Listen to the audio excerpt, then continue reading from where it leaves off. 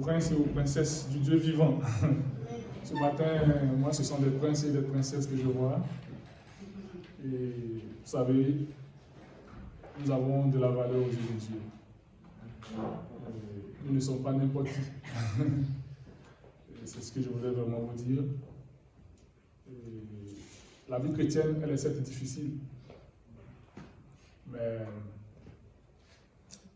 ce que nous sommes en Christ est plus important que tout ce que nous pouvons traverser comme difficulté, comme problème, comme, je dirais, en tout cas comme problème, parce qu'il y a plusieurs types de problèmes. Chacun aujourd'hui ici, on demande à chacun de venir ici, présenter ce qu'il vit, ce qu'il a comme difficulté, comme problème, souvent à cause du simple fait qu'on est chrétien. Ces problèmes arrivent parce qu'on a décidé de marcher avec Christ. Vous allez vous rendre compte que le temps ne va même pas suffire pour que chacun puisse expliquer ses problèmes, ses difficultés qu'il rencontre dans sa vie personnelle, dans sa vie professionnelle, dans sa marche avec Christ. Amen. Et ce matin, Dieu m'a mis à cœur de pouvoir partager quelques pensées avec vous. Et ça ne sera pas très long, j'espère. On va parler de la marche dans l'obéissance à Dieu. Parce que c'est une marche difficile, certes, mais cette marche-là, elle doit être caractérisée par quelque chose. Elle doit être caractérisée par l'obéissance. C'est-à-dire, malgré tout, nous devons marcher dans l'obéissance à Dieu. Et c'est un peu cela que nous allons voir. Dans la Bible, il y a un verset que j'aime bien. Et il est dit, qu'est-ce qui nous séparera de l'amour de Dieu manifesté en Jésus? Est-ce que c'est la tribulation? Est-ce que c'est le présent? Est-ce que c'est l'avenir?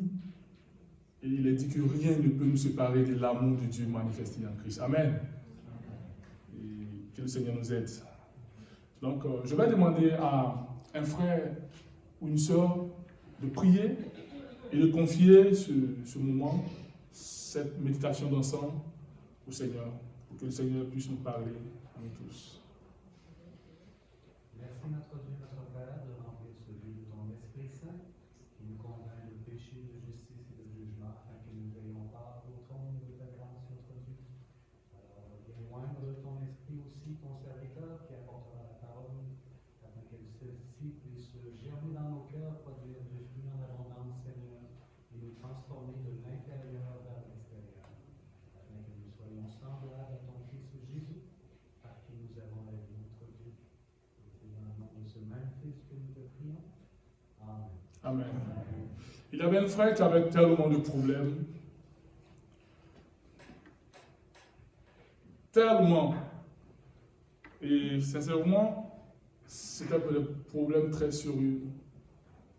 Et il est allé marcher au bord de la mer. Et il marchait. Il marchait, il pensait à ses problèmes, comment les régler. Il pensait à tout. Et il s'interrogeait. Est-ce que Dieu lui-même il est là? Est-ce que Dieu sait ce qu'il vit? Est-ce que Dieu sait ce qu'il rencontre? Est-ce que Dieu comprend la situation dans laquelle il est? Et la réponse du Seigneur, c'était de lui dire de regarder lui-même ses pas. Est-ce qu'il voyait? Quand il marchait, il se retourne et voit, effectivement, il fait des pas. Il voit ses pas. Et le Seigneur lui a dit que lui, à côté de ses pas, à lui, il y a lui aussi les pas du Seigneur. Amen. Voilà. Pour lui dire, le Seigneur voulait lui dire que certes tu vois tes pas, mais à côté de tes pas, parce que tu fais des efforts pour faire des pas, tu avances. Malgré tes problèmes, malgré les difficultés, tu marches. Mais à côté de tes pas, sache que il y a aussi les miens. Je ne t'ai pas abandonné.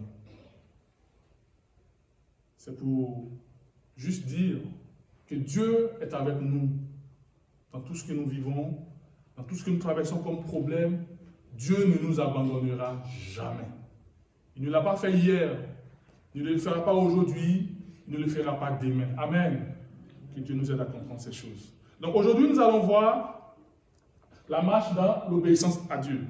Donc l'obéissance, c'est un peu comme un acte de suivre des ordres donnés par une autorité. Voilà. Donc aujourd'hui, nous sommes tous dans ce pays. Il y a des lois. Il y a des lois du pays. Et nous sommes tous,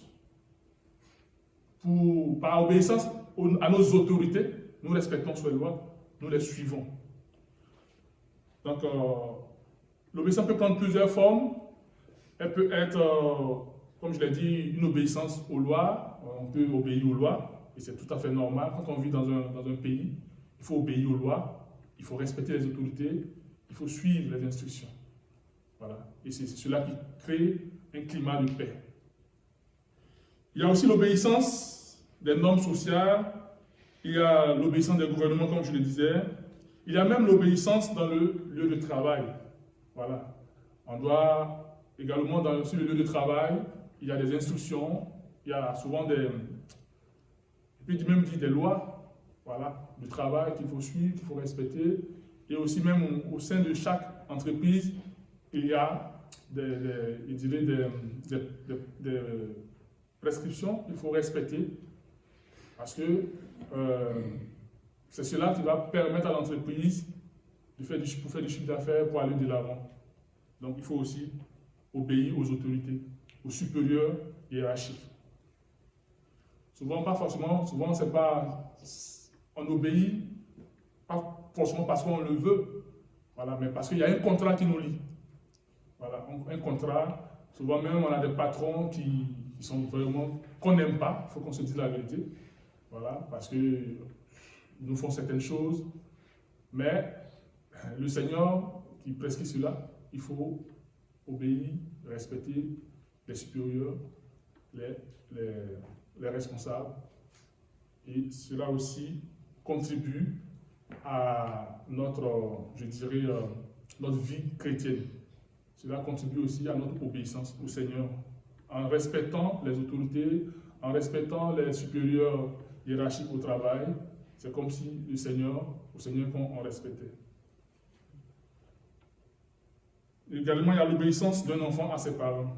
Donc, ça aussi, c'est une autre forme d'obéissance, mais c'est très important. Nous sommes tous ici, la plupart sont des parents. Voilà, donc quand un enfant ne respecte pas ou n'obéit pas à ce qu'on lui dit, vous voyez un peu la peine que ça fait aux parents. Et souvent même, cela même peut conduire l'enfant à certaines erreurs et ça peut lui coûter cher pour sa vie sur terre quand un enfant n'obéit pas à ses parents.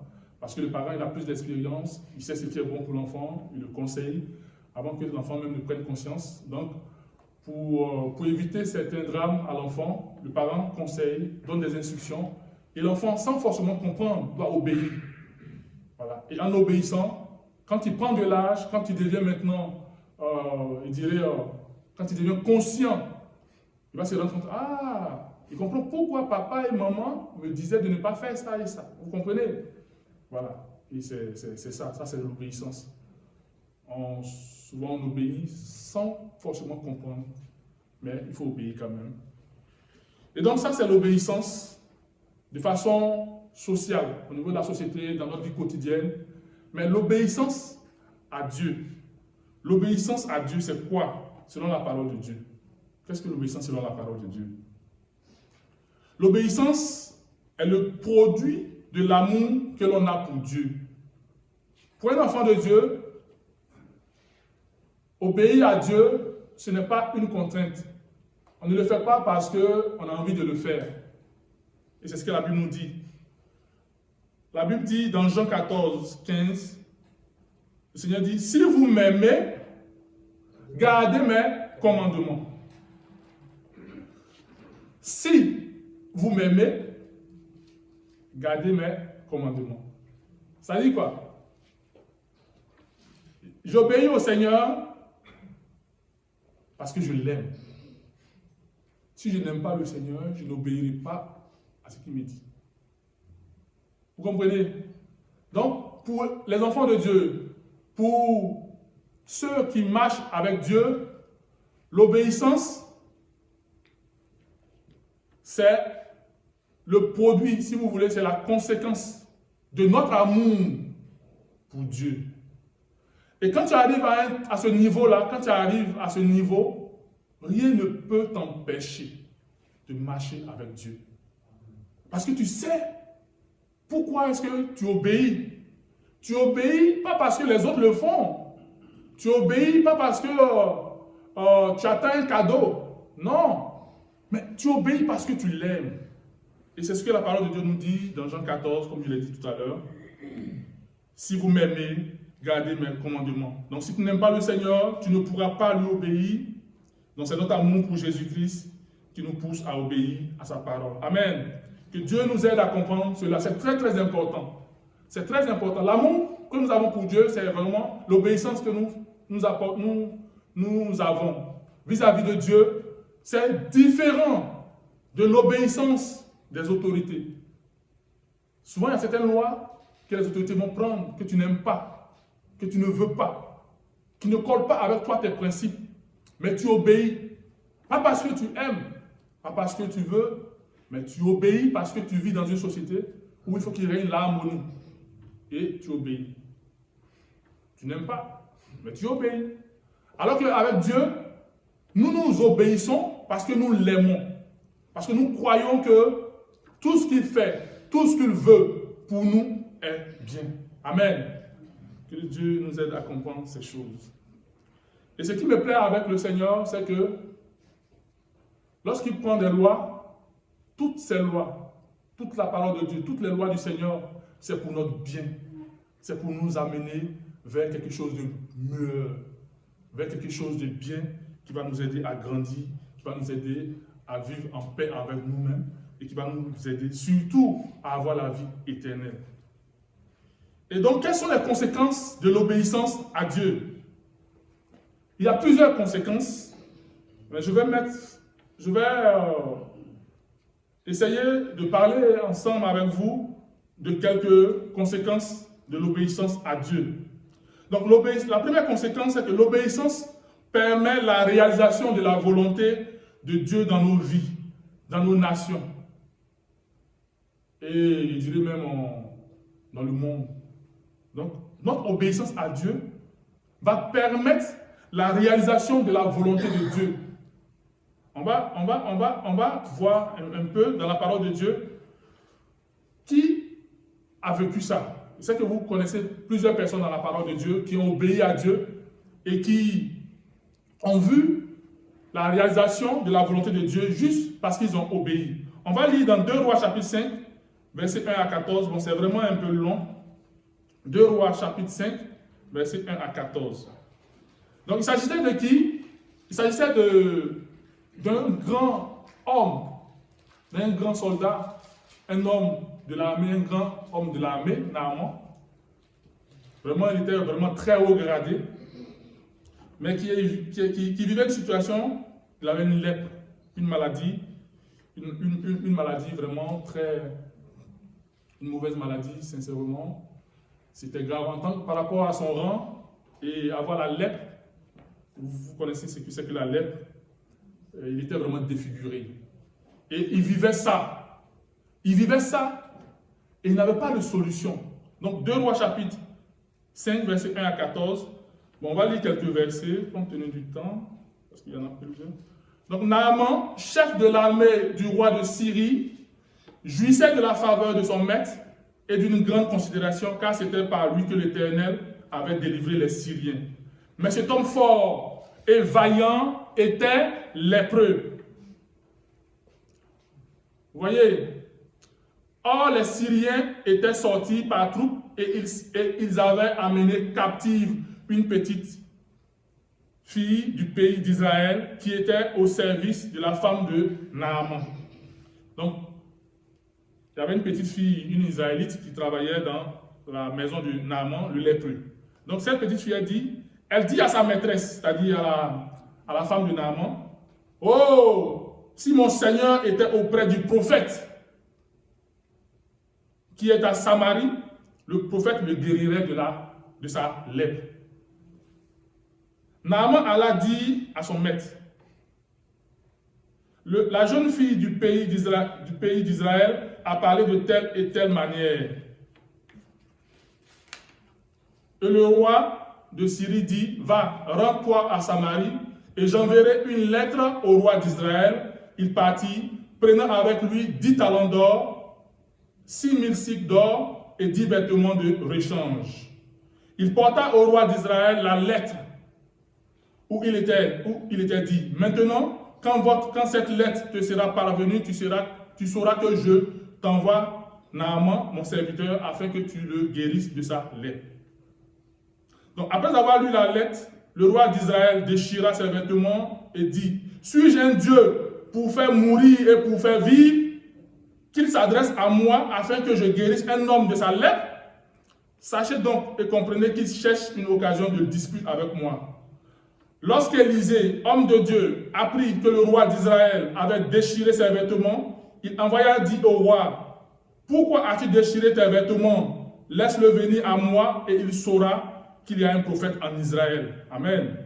Naaman vint avec ses chevaux et son char et il s'arrêta à la porte de la maison d'Élisée.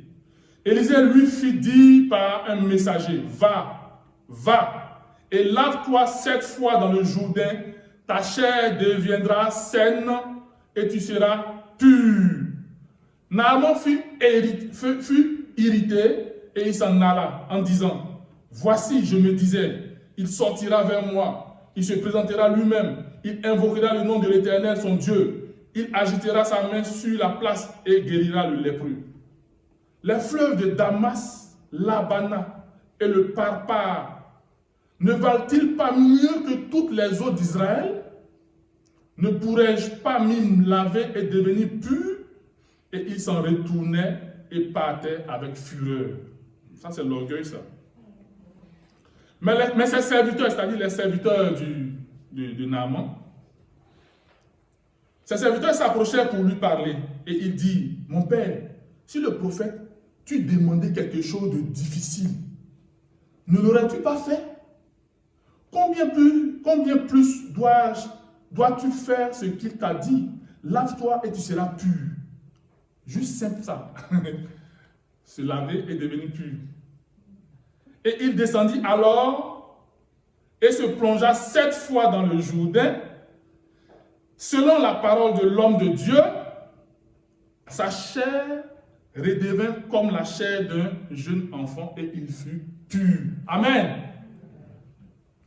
Voici un peu un homme, un général, en tout cas un gradé de l'armée, orgueilleux, imbu de sa personne, et qui va faire face à un grand Dieu, un Dieu qui brise, un Dieu qui, c'est sa volonté qu'il faut faire pour avoir ce qu'on veut avec lui, et non pas notre volonté. Amen. Naaman, juste aller se baigner, juste aller se laver 7 fois. Il ne voulait pas le faire parce que pour lui, c'était trop simple.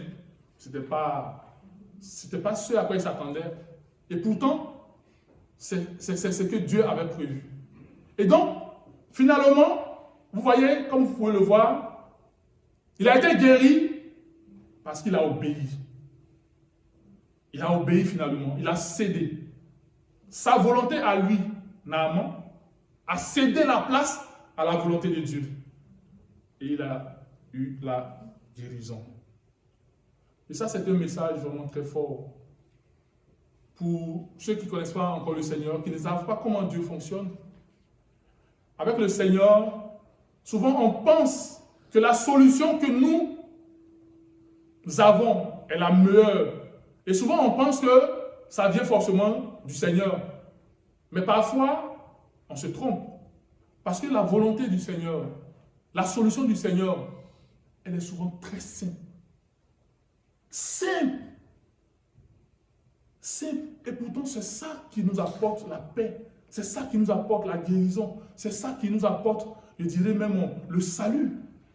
Souvent, on n'a pas forcément besoin, je dirais, des actions forcément miraculeuses, genre des éclairs dans le ciel, des choses extraordinaires pour que la volonté de Dieu s'accomplisse dans nos vies. Amen. Mais juste obéir à ce que Dieu nous demande de faire. Et Dieu peut te parler juste à ton enfant. Tu peux être dans une situation où tu cherches une solution.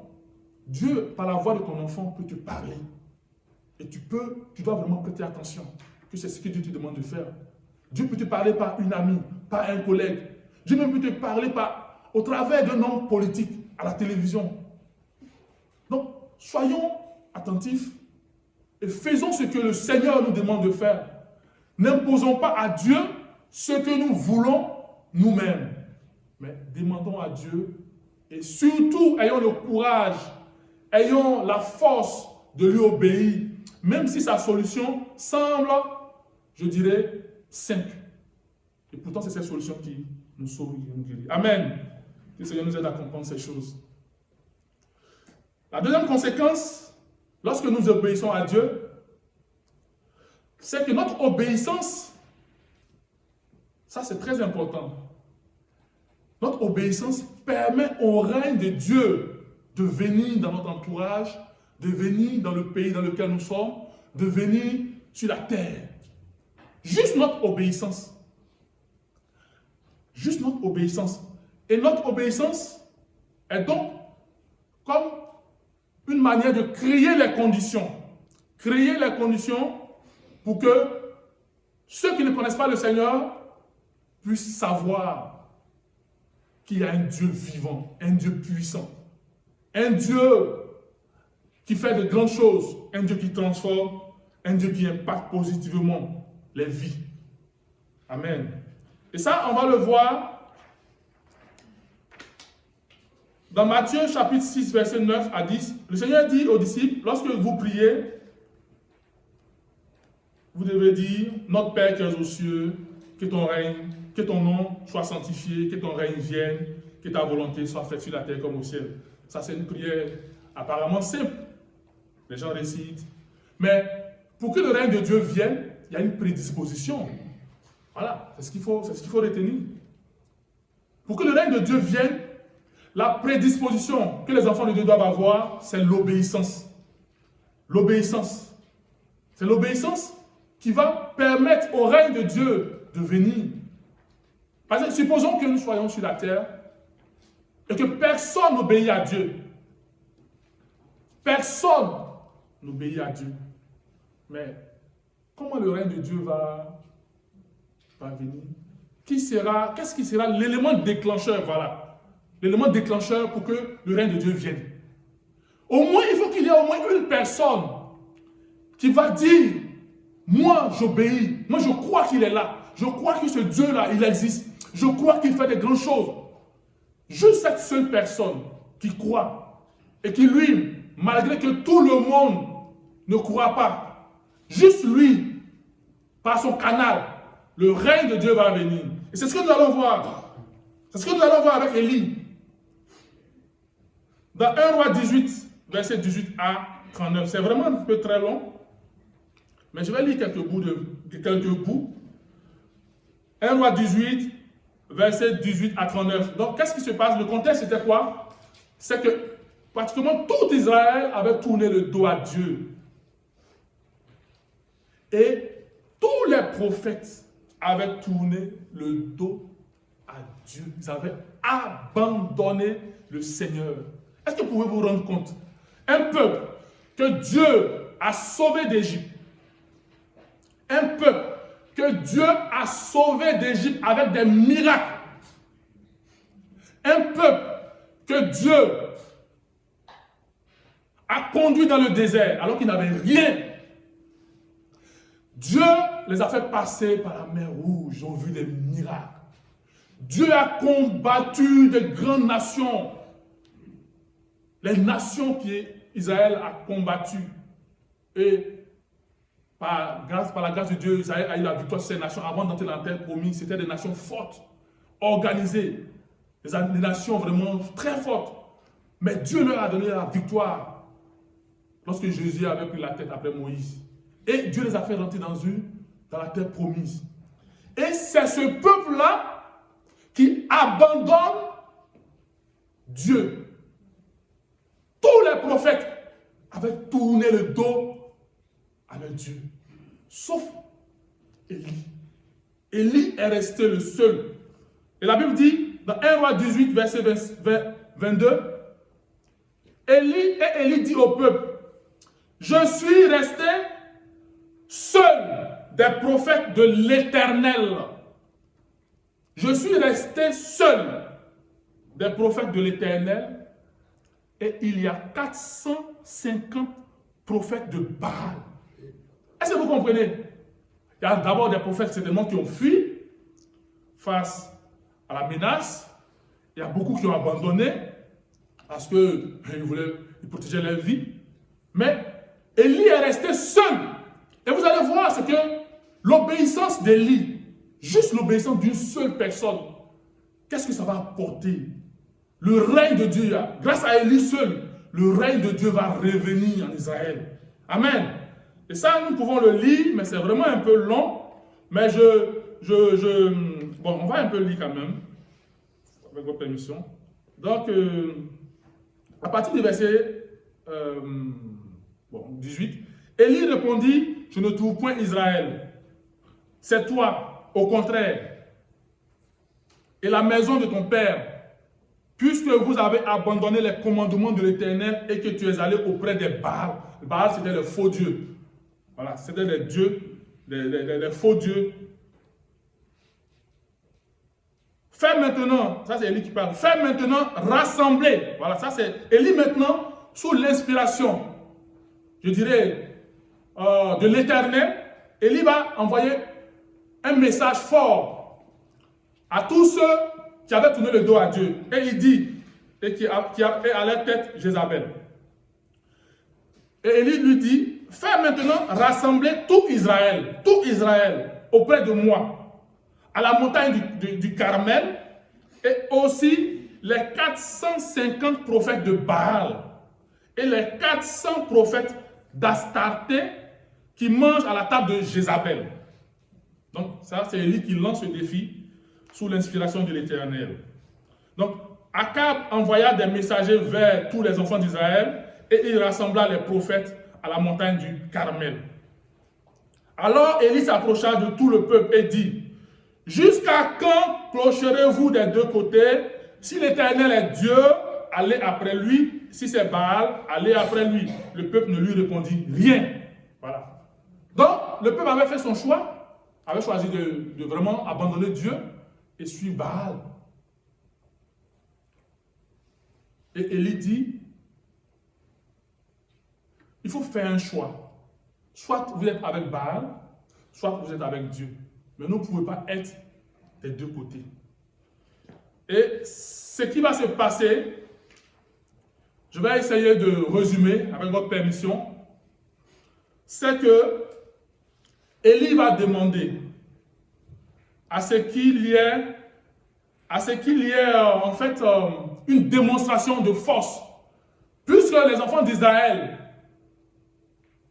avaient choisi de suivre Baal, lui, Élie, il a décidé de continuer à marcher avec Dieu, à obéir à Dieu. Il va demander qu'on puisse voir lequel de ces deux dieux est le véritable, afin que tout Israël puisse voir et prendre une décision.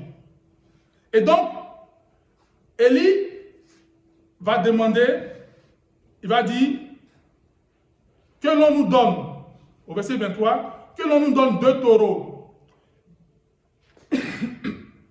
qu'ils choisissent pour eux l'un des taureaux, qu'ils le coupent par morceaux, qu'ils le placent sur le bois, sans y mettre le feu. Et moi, je préparerai l'autre taureau, et je le placerai sur le bois, sans y mettre le feu. Donc, voici un peu ce qui devait être fait. Donc, 2 taureaux, pas de feu. Et puis, ce qu'il dit, c'est que, puis invoquez le nom de votre Dieu. Donc, il dit à l'autre camp, invoquez le nom de votre Dieu pour qu'il fasse descendre le feu. Et moi aussi, j'invoquerai le nom de mon Dieu pour qu'il fasse, et on verra lequel de ces deux dieux-là fera vraiment descendre le feu, et tout le peuple saura qui est le véritable Dieu. Et ce qui s'est passé, c'est que les prophètes de Baal, pendant des heures, pendant peut-être même des jours, ils ont invoqué, ils ont fait toutes sortes de gymnastiques, tout ce qu'ils pouvaient faire, tout. Il n'y a rien eu. Amen. Et le peuple était là. Mais lorsque Élie a invoqué son Dieu, mais je vais lire cette partie-là pour que vous puissiez voir. Élie dit, bon, au verset 29, lorsque midi, bon, et il criait à haute voix, et il se fit, ça ce sont les faux prophètes de Baal. Hein. Bon, à partir du verset 27, à midi, bon, verset 26, ils prirent le taureau qu'on leur donna, c'est les faux prophètes de Baal, et le préparèrent, et ils invoquaient le nom de Baal. C'est verset 26. Depuis le matin jusqu'à midi, en disant Baal, réponds-nous. Mais il n'y eut ni voix, ni réponse, et ils sautèrent devant l'autel qu'ils avaient fait. À midi, Élie se moquait d'eux et dit, criez à haute voix, criez encore plus fort. Puisqu'il est Dieu, il pense à quelque chose, ou il est occupé, ou il est en voyage, peut-être qu'il dort et il se réveillera. Amen. Et il criait à haute voix et il se fit selon leur coutume des incisions, vous voyez, ils se déchiraient même avec des épées, avec des lances, jusqu'à ce que le sang coulât sur eux. Et ils ont fait tout ça. Mais lorsque midi fut passé, ils prophétisaient jusqu'au moment de la présentation de l'offrande. Ça, c'est les prophètes de Baal. Hein. Mais il n'y eut ni voix, ni réponse, ni signe d'attention. Amen. Ça veut dire qu'il n'y a rien eu. Aucun feu n'est descendu pour consumer l'offrande. Mais voici ce que Élie va faire. Vous allez voir un peu par la suite. Élie dit alors à tout le peuple, approchez avec moi. Tout le peuple s'approcha de lui. Et Élie rétablit l'autel de l'Éternel qu'il avait renversé. Il prit 12 pierres d'après le nombre des tribus des fils de Jacob auxquels l'Éternel avait dit, Israël sera ton nom. Et il bâtit avec ses pierres un autel au nom de l'Éternel. Il fit autour de l'autel un fossé de la capacité de 2 mesures de sémence. Il arrangea le bois, coupa le taureau par morceaux et le plaça sur le bois. Puis il dit, remplissez d'eau 4 cruches et versez-les sur l'autel et sur le bois. Et il dit, faites-le une seconde fois. Et il le fit une seconde fois. Il dit, faites-le une troisième fois. Et il le fit une troisième fois. L'eau coula de l'autel. L'eau coula de l'autel au moment, l'eau coula de l'autel et l'on remplit aussi d'eau le fossé. Au moment de la présentation de l'offrande, Élie le prophète s'avança et dit, l'Éternel dit, Éternel, Dieu d'Abraham, d'Isaac et d'Israël, que l'on sache aujourd'hui que tu es Dieu en Israël, que je suis ton serviteur et que j'ai fait toutes ces choses par ta parole. Amen. Réponds-moi, Éternel, réponds-moi afin que ce peuple reconnaisse que c'est toi, Éternel, qui es Dieu et que c'est toi qui ramènes leur cœur. Et le feu de l'Éternel tomba. Amen. Et il consuma l'holocauste, le bois, les pierres et la terre. Et il absorba l'eau qui était dans le fossé. Quand tout le peuple vit cela, ils tombèrent sur leur visage et dit, c'est l'Éternel qui est Dieu, c'est l'Éternel qui est Dieu. Amen. Vous voyez l'obéissance d'Élie, l'obéissance. Un seul homme qui a fait revenir le règne de Dieu. Aujourd'hui, le Seigneur nous dit ce matin, nous sommes tous des Élis. Non pas pour faire descendre le feu encore du ciel, parce que le feu est déjà descendu. Le Saint-Esprit est en nous. Amen. Le Saint-Esprit, il est en nous. Il est avec nous. Le Seigneur veut seulement que nous puissions faire briller le Saint-Esprit par nos vies, par notre obéissance. Que le Seigneur nous aide à comprendre ces choses. Que le Seigneur nous aide à comprendre ces choses. La marche dans l'obéissance peut amener toute une nation à revenir à l'Éternel. Ne pensez pas que vous vivez pour vous. Votre vie chrétienne, oui, c'est vrai, vous vivez pour vous. C'est vrai, nous vivons pour nous. Mais nous vivons aussi pour la nation dans laquelle nous sommes, pour la famille dans laquelle nous sommes, pour l'entreprise dans laquelle nous sommes. Ils ont aussi besoin de salut. Et c'est par notre marche dans l'obéissance qu'ils pourront voir que le Dieu que nous adorons est le véritable. Amen. Donc soyons des Élis. Soyons des Élis. Que Dieu nous aide à comprendre ces choses.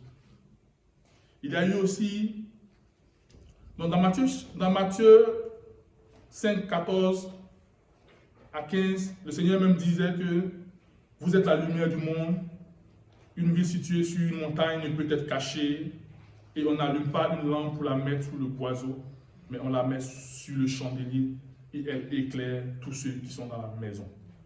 Donc, comme je le disais, le Seigneur voudrait que par nos vies, par notre marche dans l'obéissance, nous puissions, comme Élie, permettre au règne de Dieu d'être dans nos familles. Souvent, il y a des familles qui ne connaissent pas le Seigneur, mais pas une seule personne. La dernière fois, la sœur Véronique a donné son témoignage. Vous voyez, par elle seule, parce qu'elle quand elle a accepté le Seigneur, elle a obéi. Elle a continué à obéir au Seigneur. Et par elle, sa famille a connu le Seigneur.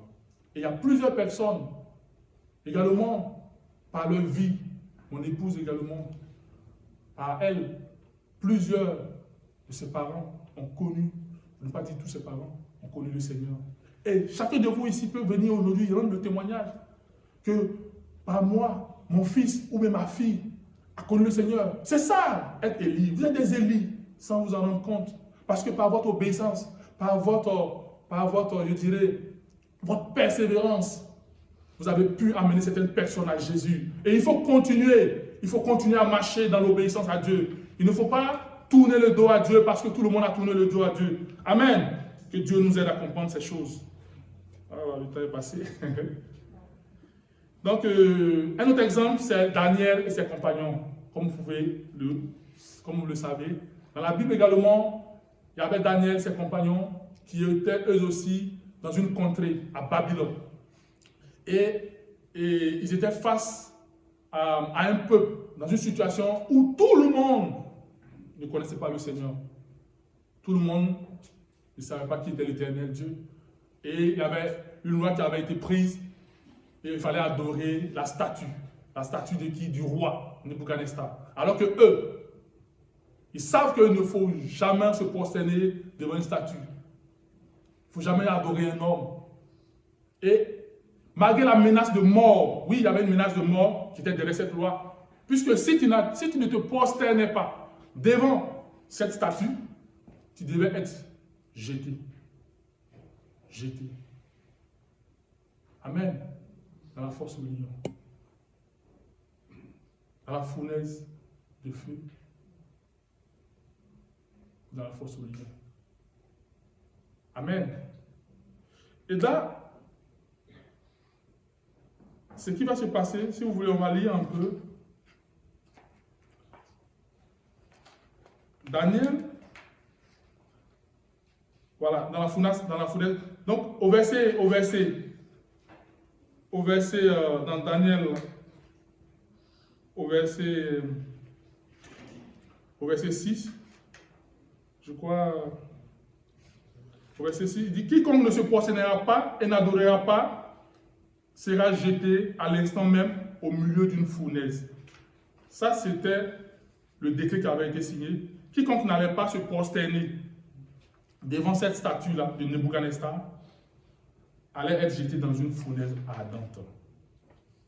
Mais malgré cette menace de mort, Daniel et ses compagnons ne se sont pas prosternés. Et ils ont été jetés, mais rien ne leur est arrivé. Dieu les a protégés, étant même dans cette fournaise, et ils sont sortis. Et le roi Nebuchadnezzar, il a pu lui-même dire que le Dieu que Daniel et ses compagnons adorent est le seul et vrai Dieu. Amen. Ça, voici encore un autre exemple que notre marche dans l'obéissance à Dieu peut amener des autorités, peut amener tout un peuple à croire au Dieu que nous servons. Amen. C'est pour ça qu'il nous faut rester fidèles, marcher dans l'obéissance, quelles que soient les difficultés. Amen. Donc, ce qu'il faut retenir, c'est qu'aujourd'hui, de plus en plus, dans ce monde, il y a beaucoup de blasphèmes contre Dieu. Dans nos sociétés, dans notre environnement proche, il y a beaucoup de blasphèmes envers Dieu. Il y a beaucoup de cœurs qui se ferment par rapport à Dieu. Il y a plusieurs qui préfèrent placer leur confiance en l'homme, placer leur confiance aux autorités politiques, placer leur confiance aux extraterrestres, même pour d'autres, plutôt que de placer leur confiance en Jésus-Christ. Mais la parole de Dieu, comme nous venons de le voir, nous encourage à demeurer dans notre marche, dans l'obéissance à Dieu. Parce que c'est la seule condition pour que tous ceux-là, c'est-à-dire ceux qui blasphèment contre Dieu, ceux qui ferment leur cœur à Dieu, ceux qui préfèrent placer leur confiance en leur compte bancaire, leur confiance en l'homme, leur confiance en leurs biens matériels, tout cela, si les enfants de Dieu ne restent pas fidèles, ne marchent pas dans la persévérance et dans l'obéissance à Dieu, tout cela, ils ne sauront pas que Dieu les aime. Il faut au moins une personne, ou du moins une poignée de personnes qui pourra, au travers de leur vie, montrer à tous ces autres que Dieu est réel. Comme ce que Élie a fait, comme ce que Daniel et ses compagnons ont fait. Amen. Que Dieu nous aide à comprendre toutes ces choses. Ce qu'il faut également savoir, c'est que parfois Dieu passe par des moyens pour nous aider, pour nous amener à comprendre la marche dans l'obéissance. Parce que nous sommes des hommes. Nous sommes des hommes et souvent il est vraiment très difficile de comprendre certaines choses.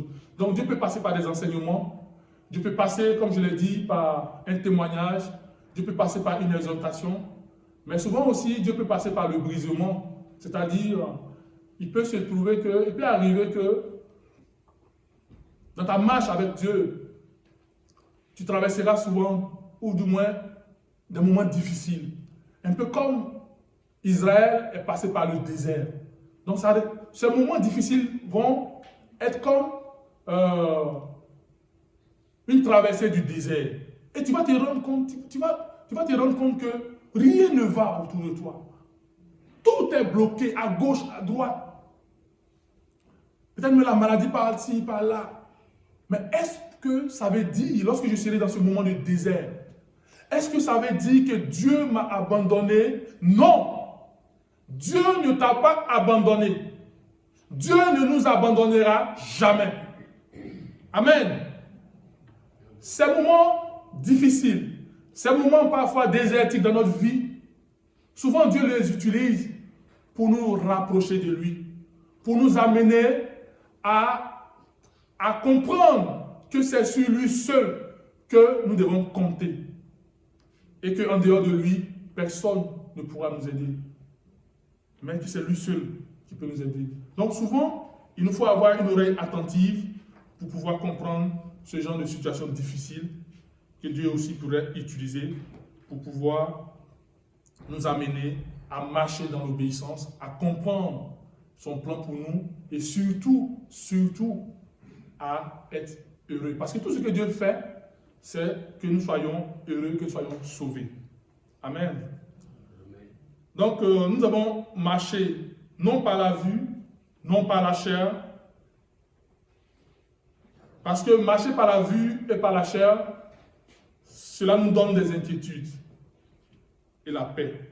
Mais la marche par la foi et la marche dans l'obéissance, la marche dans la confiance en Dieu, cela nous donne l'assurance et la paix. Que Dieu nous aide à comprendre ces choses. Maintenant, on peut se poser une question. Mais on marche, mais on va où? On marche dans l'obéissance. Parce que quand tu marches, il y a un point de départ et il y a un point d'arrivée. On marche dans l'obéissance, mais écoutez, on va où? Voilà. Ok, je marche dans l'obéissance. Oui, sur la terre. Le règne de Dieu vient. Oui, effectivement, ça va venir. Et ça viendra toujours tant que nous restons attachés. Mais le but ultime de cette marche dans l'obéissance, c'est quoi? Quel est le but ultime? Où est-ce qu'on va? C'est ce qu'on va essayer de voir. Si je vous demandais ce matin, on va vers une ville. Ça, c'est ce que vous devez savoir. Mais pas n'importe quelle ville. Pas n'importe quelle ville. C'est la plus grande ville dans l'histoire de l'humanité. Et la plus belle dans l'histoire de l'humanité. Une ville où règne le Seigneur lui-même. Amen. Si je vous demandais ce matin, quelle est la plus grande ville sur la terre aujourd'hui? La plus grande ville, d'après les géographes, c'est Tokyo, au Japon. Elle a une superficie de 2194 km². Donc Tokyo est aujourd'hui la plus grande ville sur Terre. 2194 km². Maintenant, la parole de Dieu nous dit clairement qu'il y a une autre ville qui est 2407 fois plus grande que la ville de Tokyo. Cette ville-là, elle est dans la parole de Dieu. Elle est déjà construite. Elle existe. Elle fait 2407 fois la ville de Tokyo. Elle a une superficie, cette ville, la Nouvelle Jérusalem, elle a une superficie de 5 281 907 km². Vous pouvez voir ça dans Apocalypse 21, verset 10 à 27. Donc, cette ville-là, elle est plus grande que la superficie des 27 pays de l'Union européenne. Quand vous prenez tous les pays de l'Union européenne, leur superficie, la ville, la Nouvelle Jérusalem, est plus grande que ces 27 pays réunis en superficie. Cette ville, sa superficie représente un peu plus de la moitié du Canada. Juste une ville. Amen. Cette ville, elle est 9 fois et demi plus grande que la superficie de la France. Et ce n'est pas moi qui le dis, c'est la parole de Dieu qui le dit. Amen. Et tout ça, c'est la vérité. Nous marchons vers la Nouvelle Jérusalem. Et cette ville, la Bible dit, la muraille de cette ville était construite en jaspe. Et la ville était d'or pur, semblable à du verre pur. Est-ce que vous pouvez voir une ville où tout est en or? Ce n'est pas pour bluffer, c'est la réalité. C'est vrai. Et c'est vers ça que nous allons dans notre marche. Amen. Que le Seigneur nous amène, nous aide à comprendre cela. Que le Seigneur nous aide à comprendre que nous ne marchons pas pour aller nulle part, mais nous marchons vers quelque chose. Nous marchons vers un but, et non pas n'importe lequel, mais un but est de vivre éternellement avec le Seigneur dans cette ville. Que le Seigneur nous aide à comprendre, puisque la Bible de Dieu dit, dans cette ville-là, qui y va? Qui va dans cette ville? qui y entrera? Et la parole de Dieu dit que c'est ceux dont le nom est écrit dans le livre de vie. Vous comprenez? Dans Luc chapitre 10, d'abord Apocalypse chapitre 21, verset 27, la parole de Dieu nous dit clairement dans Apocalypse 21, verset 27, qu'ils n'y entreront dans cette ville que ceux dont le nom sont écrits dans le livre de vie de l'agneau. Amen. C'est-à-dire ceux qui ont accepté Jésus. Et dans Luc 10, le Seigneur, il faut dire que les disciples du Seigneur étaient heureux parce que les démons leur obéissaient. Lorsqu'il disait à un démon, quitte ce corps au nom de Jésus, le démon obéissait.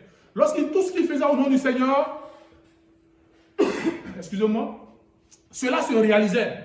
Mais dans leur joie, le Seigneur va leur dire une parole. Et ça m'a vraiment touché. Le Seigneur dit, ne vous réjouissez pas seulement parce que les démons vous obéissent. Parce que tout ce que vous faites au nom du Seigneur sur la terre, voilà, vous l'avez. Mais surtout, réjouissez-vous parce que vos noms sont écrits dans le livre de vie.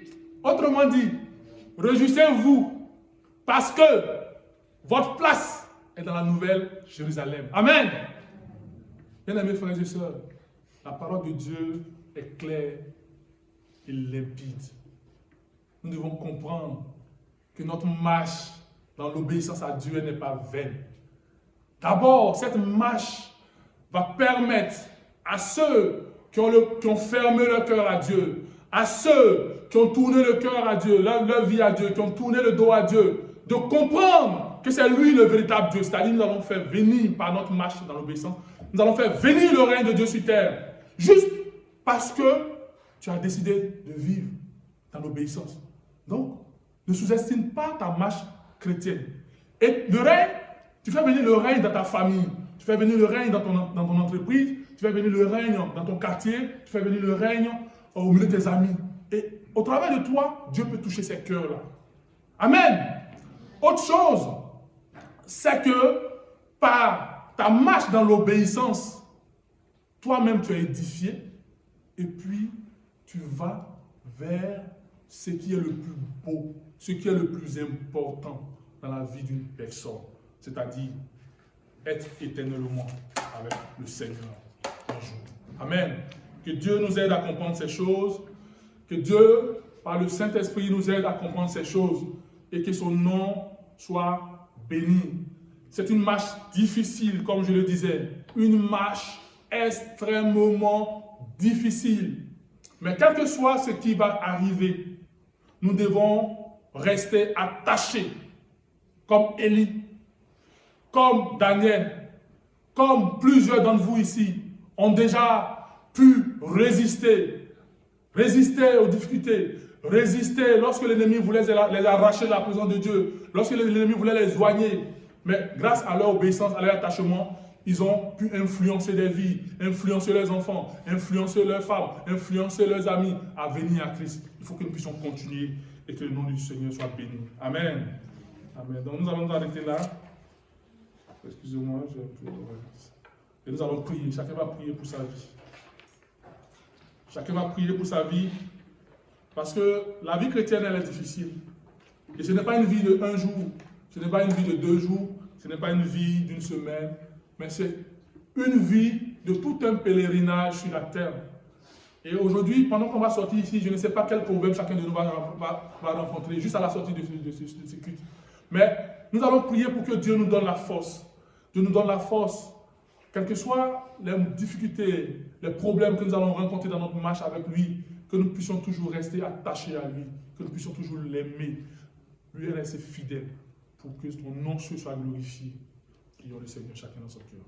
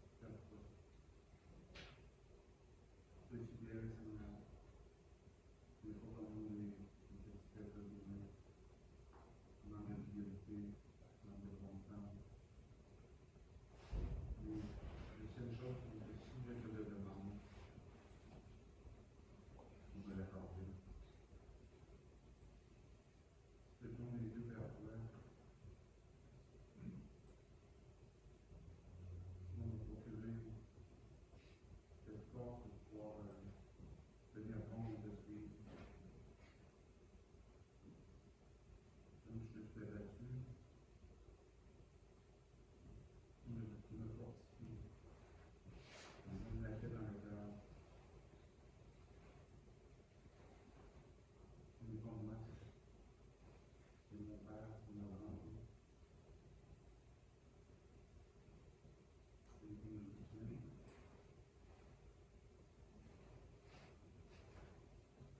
C'est vrai que si on tourne les yeux vers toi, ta famille nous sentit, je regarde en haut, je pose tout ce qui est en bas.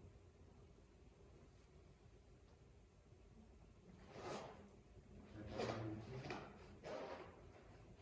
les enseignements de l'esprit, les exemples sont là. Dans le petit miracle, quotidien qu'on vit au travers de toi. Il faut le savoir et regarder, savoir ce qu'il attend, et constamment diriger vers toi, diriger vers ta volonté pour nous. Merci Seigneur de nous réunir ensemble. On a toute la même vision. Merci Seigneur de bénir chacun de nous. Je suis fier de les questions. Il fait qu'un petit effort ce matin. Seulement qu'à me lever et me diriger vers toi. Pour m'apporter aussi, pour apporter mes frères, mes sœurs. Merci d'être mon Dieu. Merci d'avoir donné ton Fils, d'avoir fait un si grand sacrifice pour moi, la petite personne, même par-dessus. Mes frères, mes sœurs, frères, grâce. Vous savez, voilà. Grâce à l'homme pour nous. Merci pour toutes choses au quotidien que tu nous procures. On s'en rend pas toujours compte, mais on arrête ce matin pour vraiment te remercier de ton soutien quotidien.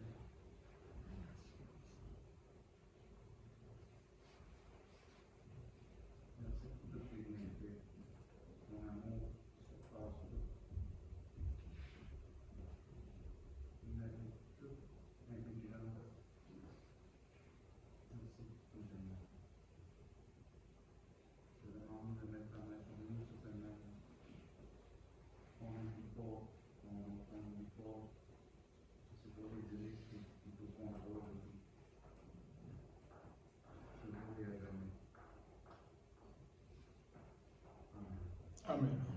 Amen. Amen. Donc, merci beaucoup pour votre attention et nous souhaitons une bonne semaine à tous et à toutes. Que Dieu bénisse. Amen.